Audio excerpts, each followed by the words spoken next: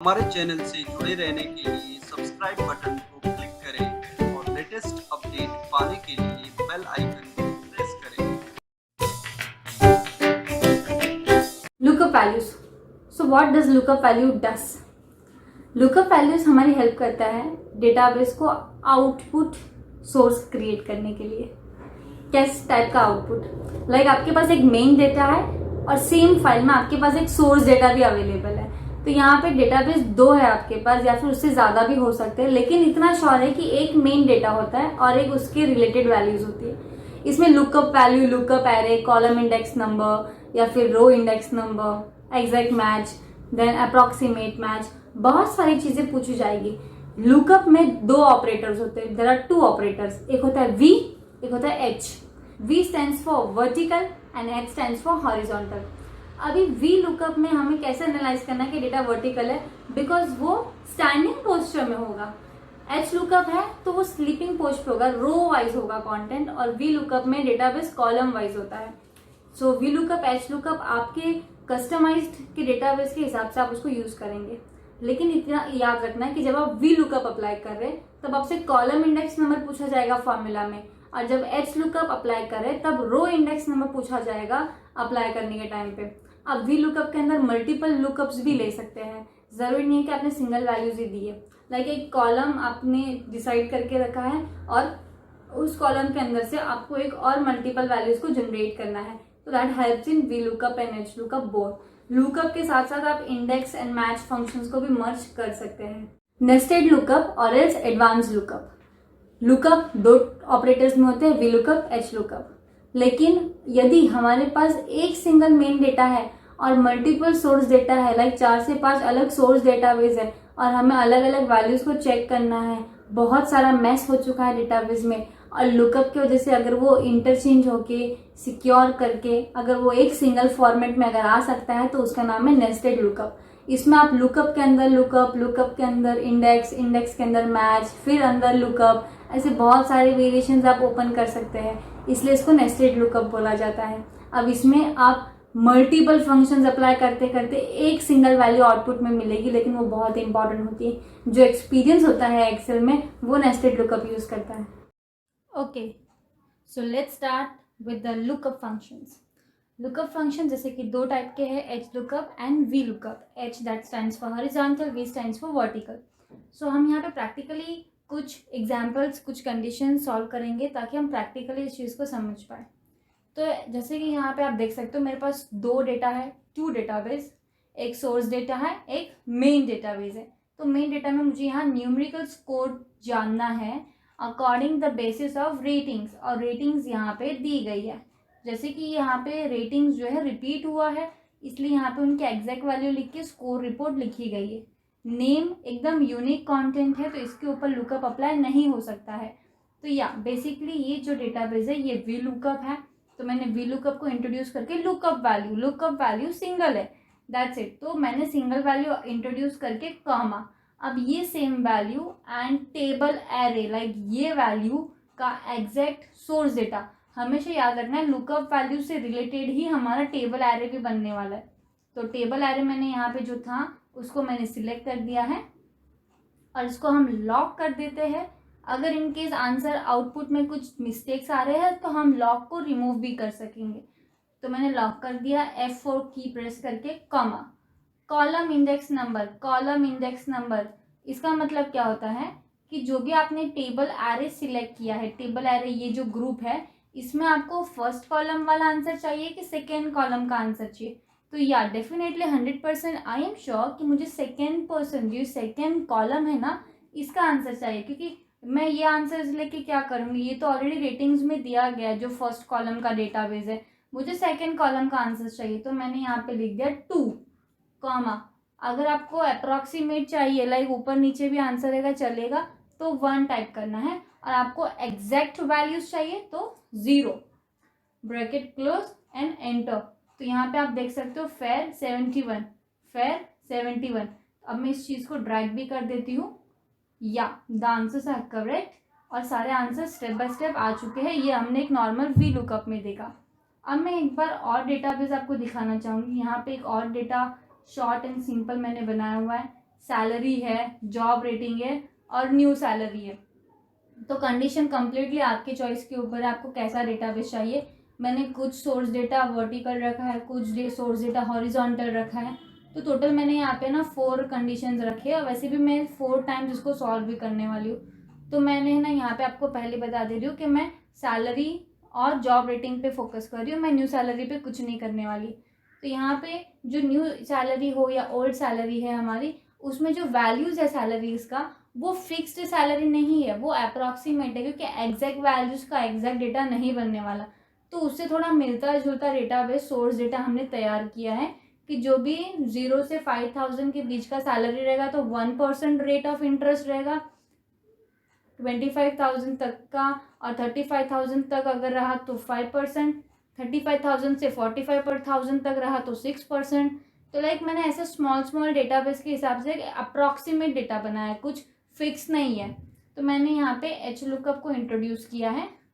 Lookup value, single value मैंने select कर दी, comma table array जो है ना एच लुकअप है, इसलिए मैं हॉरिजॉन्टल सोर्स डेटा सिलेक्ट कर रही हूँ, कॉमा अब यहाँ पे रो इंडेक्स नंबर 2, क्योंकि मुझे सेकेंड रो का आंसर चाहिए, कॉमा मैं इसको बोलती हूँ 1, क्योंकि मुझे पता है ये एग्जैक्ट नहीं आने वाला है, क्योंकि एग्जैक्ट सैलरी का हम लिखने जाएंगे तो ये बहुत लेंदी सोर्स डेटा हो जाएगा और इसको वी लुकअप में हम काउंट या एच लुकअप में काउंट भी नहीं करेंगे। Bracket close and enter. या तो यहाँ पे ना कुछ वैल्यू आ चुके हैं आंसर्स, लेकिन एन ए लिख के आ रहा है, मतलब नॉट एप्लीकेबल दिखा रहा है। क्यों ऐसा? क्योंकि मुझे शायद इसको लॉक कर देना चाहिए। तो मैंने ना इसको सिलेक्ट करके इसको F4 बटन प्रेस करके मैंने इसको लॉक कर दिया। अभी एक बार ट्राई करती हूँ, अभी मैं इसको एक बार ड्रैग करती हूँ, यस परफेक्ट सारा आंसर आ चुका है। तो इसको लॉक करना भी थोड़ा एक इंपॉर्टेंट पार्ट हो जाता है।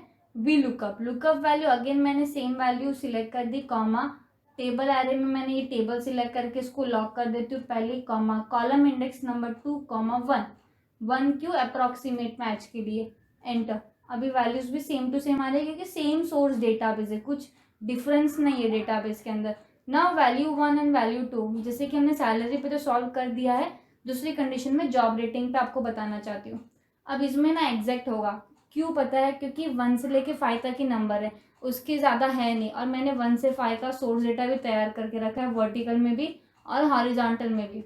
तो पहले हम वर्टिकली कर देते हैं इसको, is equals to lookup, select the value, lookup value, comma table array, V lookup है तो टेबल जो हमारा होगा वो वर्टिकल है, इसको हमने कॉमा कर दिया। कॉलम इंडेक्स नंबर, क्या हमें फर्स्ट कॉलम का डेटा चाहिए आंसर में कि सेकेंड कॉलम का? सेकेंड कॉलम का, कॉमा 0। ये बार मैंने 1 नहीं लिया है क्योंकि मुझे पता है ये एग्जैक्ट वैल्यू हमें मिलने वाला है। Bracket close and enter. मैंने इस वैल्यू को सिलेक्ट करके इसको ड्रैग कर दे रही हूँ। अगेन एन का प्रॉब्लम हो गया। अगेन हमें ये समझना है कि कभी भी ऐसा प्रॉब्लम आ रहा है तो हम चेक कर लेते हैं कि हमने लॉक किया है कि नहीं किया। सिलेक्ट करके मैंने अगेन लॉक कर दिया और इसको वापस मैं ड्रैग कर देती हूँ। द आंसर्स आर परफेक्ट ना। अगर मैं एच लुकअप अप्लाई करती हूँ, लुकअप वैल्यू मैंने सिलेक्ट कर दी है, कॉमा एच लुकअप है इसलिए हमारा डेटा भी हॉरिजॉन्टल में होना ज़रूरी है, इसे लॉक कर दीजिए, comma 2, comma 0, bracket close and enter.